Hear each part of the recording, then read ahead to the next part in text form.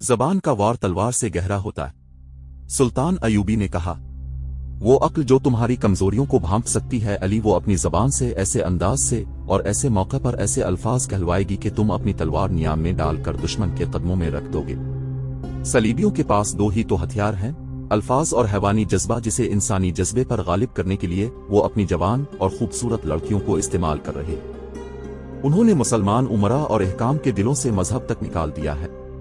सिर्फ हुक्काम नहीं, अमीर मोहतरम अली बिन सुफियान ने कहा, मिस्र के आम लोगों में भी बदकारी आम हो गई है। ये सलीबियों का कमाल है। दौलतमंद मुसलमानों के घरों में भी बेहयाई शुरू हो गई है। यही सबसे बड़ा खतरा है।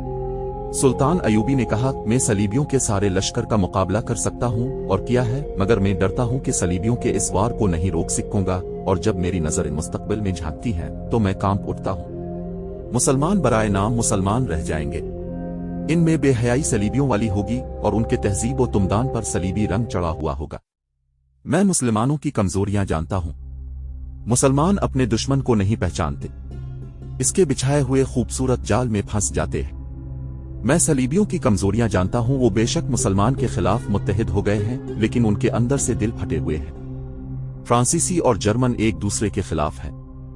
बरतानवी और इतालवी एक दूसरे को पसंद नहीं करते। वो मुसलमान को मुश्तरक दुश्मन समझकर इकट्ठे हैं, लेकिन इनमें अदावत की हद तक इख्तिलाफात हैं। उनका शाह अगस्टस दोगला बादशाह है, बाकी भी ऐसे ही हैं, मगर उन्होंने मुसलमान उमरा को हुस्न और ज़र्ब जवाहरात की चमक दमक से अंधा कर रखा है। अगर मुसलमान उमरा मुत्तहिद हो जाए तो सलीबी चंद दिनों में बखर जाए। अब फातिमी खिलाफत को खत्म करके मैंने अपने दुश्मनों में इजाफा कर लिया है। फातिमी अपनी गुद्दी की बहाली के लिए सोडानियों और सलीबियों के साथ साजबाज कर रहे हैं। उनके शायर को कल सजाए मौत दे दी गई है, अली बिन सुफियान ने कहा, जिसका मुझे बहुत अफसोस है, सुल्तान अयूबी ने कहा। सुल्तान अयूबी ने कहा, अमार अल यमनी की शायरी ने मेरे दिल पर भी असर किया था, मगर इसने अल्फाज और तरन्नुम को चिंगारियां बनाकर इस्लाम की खिदमत को जलाने की कोशिश की है। अमार अल यमनी इस दौर का मशहूर शायर था। इस दौर में और इससे पहले भी लोग शायरों को पैरों और पैगंबरों जितना दर्जा देते थे। शायर अल्फाज और तरन्नुम से फौजों में जज्बे की नई रूह फूंक दिया करते थे। यही दर्जा इस मुसलमान शायर को हासिल था। इसने लोगों में जो मकाम पैदा कर रखा था, इसे उसने इस तरह इस्तेमाल करना शुरू कर दिया था कि एक तरफ वो लोगों में जिहाद का जज्बा पुख्ता करता था और साथ ही फातिमी खिलाफत की अजमत की धाक लोगों के दिलों में बिठाता था। इसे फातिमी खिलाफत की इतनी पुश्त पनाही हासिल थी कि इसने सुल्तान अयूबी के खिलाफ जहर उगलना शुरू कर दिया था। इसके आखिरी अशार ये थे, मुझे फातिमी खिलाफत की मोहब्बत का ताना देने वाल, मुझ पर लानत भेजो। मैं तुम्हें लानत के लायक समझता, फातिमी महल्लात की वीरानी पर आंसू बहाओ। इनमें रहने वालों को मेरा पैगाम दो कि मैंने तुम्हारे लिए जो जख्म खाए हैं वो कभी मुंदमिल ना होगे। इसके घर अचानक छापा मारा गया था। वहां से दस्तावेजी सबूत मिला था कि वो सिर्फ फातिमी खिलाफत का ही ना है, बल्कि सलीबियों का वजीफा खार भी है। सलीबी इसे इस मकसद के लिए वजीफा देते थे कि वो मिस्रियों के दिलों पर फातिमा खिलाफत को गालिब करे और सुल्तान अयूबी के खिलाफ नफरत पैदा करता रहे। उसे सजाए मौत दे दी गई थी। जिस कौम के शायर भी दुश्मन के वजीफा खार हों, इस कौम के लिए जिल्लत व सिवाई है। सुल्तान अयूबी ने कहा, दरबान अंदर आया और कहा कि माजूल खलीफा अल-आज़िद का कासिद आया है। सुल्तान अयूबी के माथे के शिकन गहरे हो गए। उसने कहा, खिलाफत के सवा ये बूढ़ा मुझसे और क्या मांग सकता है। दरबान से कहा, इसे अंदर भेज दो। अल-आज़िद का कासिद अंदर आया और कहा, खलीफा का सलाम पेश करता हूं। वो खलीफा नहीं है। सुल्तान अयूबी ने कहा, 2 महीने हो गए हैं उसे माजूल हुए। मुआफी चाहता हूं, काबिल सद एहतराम अमीर। कासिद ने कहा, आदत के तहत मुंह से निकल गया है। अल-आज़िद ने बाद अस्सलाम कहा है कि बीमारी ने बिस्तर पर डाल दिया है, उठना मुहाल है। मिलने की ख्वाहिश है। अगर अमीर मोहतरम तशरीफ ला सकी तो एहसान होगा। सुल्तान अयूबी ने बेकरारी से अपनी रान पर हाथ मारा और कहा, वो मुझे बिला रहा है क्योंकि वो अभी तक अपने आप को खलीफा समझता है। अमीर मिस्र कासिद ने कहा, उनकी हालत बहुत खराब है। महल के तबीब ने खतरे का इजहार किया है। ये उनका देरीना मर्ज है जो गम और गुस्से में तेज हो जाता है। अब तो वो उठने से माजूर हो गए हैं। कासिद ने जरा झक कर कहा। उन्होंने ये भी कहा है कि आप अकेले तशरीफ लाएं। राज की 2-4 बातें हैं जो किसी दूसरे के सामने नहीं की जा सकती। उन्हें बाद अस्सलाम कहना। सलाउद्दीन अयूबी राज की सब बातें जानता है। सुल्तान अयूबी ने कहा, अब राज की बातें खुदा से कहना, अल्लाह तुम्हें मुआफ करे। कासिद मायूस होकर चला गया। सुल्तान अयूबी ने दरबान को बुलाकर कहा कि तबीब को बुलाओ। उसने अली बिन सुफियान और बहाउद्दीन शद्दाद से कहा, उसने मुझे अकेला आने को कहा है, क्या इसमें कोई चाल नहीं? क्या मेरा खदशा गलत है कि मुझे महल में बुलाकर मेरा काम तमाम करना चाहता है? से मुझ पर ओछा वार करना चाहिए, से हक हासिल है। अपने अच्छा क्या नहीं गए, शद्दाद ने कहा, और अली बिन सुफियान ने तायीद की। तैयब आ गया तो सुल्तान अयूबी ने उसे कहा, आप अलाजिद के पास चले जाएं। मैं जानता हूं वो बहुत मुद्दत से बीमार है, मालूम होता है कि इसका तबीब मायूस हो गया है। अब जाकर देखें और उसका इलाज करें।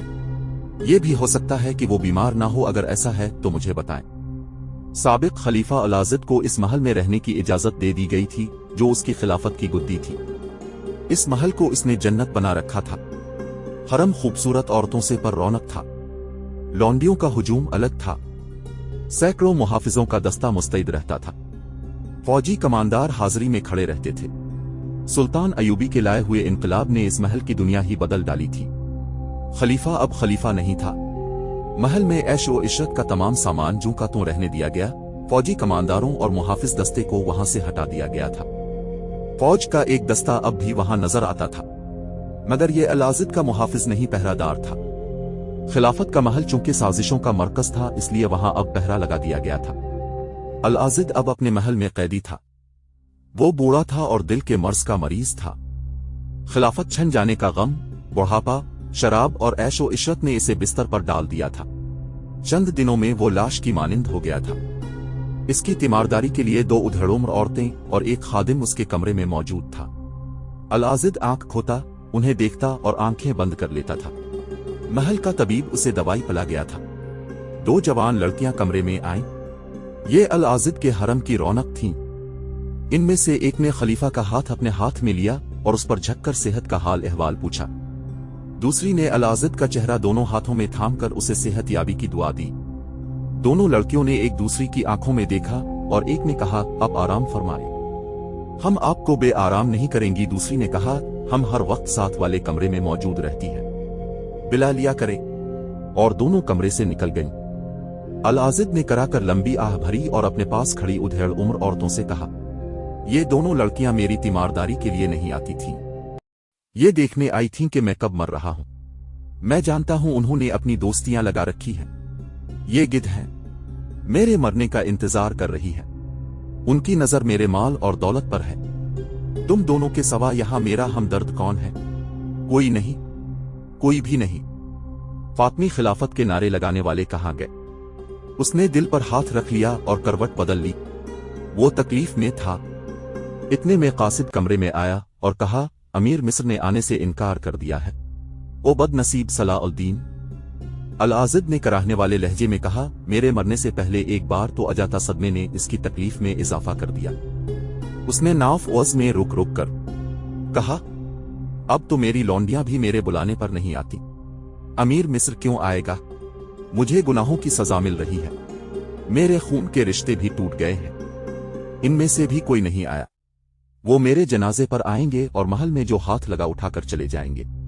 वो कुछ देर कराहता रहा। दोनों तीमारदार औरतें परेशानी के आलम में उसकी बातें सुनती रहीं।